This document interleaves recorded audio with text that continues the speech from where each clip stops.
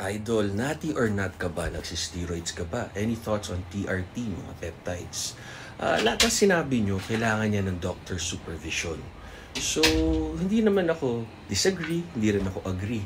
Malalaki na tayo, alam natin ginagawa natin, you have the right to choose. Pero ako, I choose to be natural. May mga supplements lang akong tinitake to help me, lalo na nung napilayan ako, tapos sinoperahan ako sa ACL, MCL, meniscus, injury, surgery dahil sinahod ako sa basketball. Nakakadang ako na 40 years old. Ayun, baka sabihin nyo, yung ring, 6 feet. Kasi 5'10", 5'1".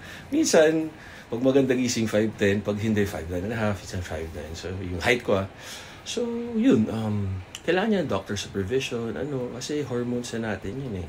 So, just do what works for you. Tama kayo, mali ako, I'm not your doctor.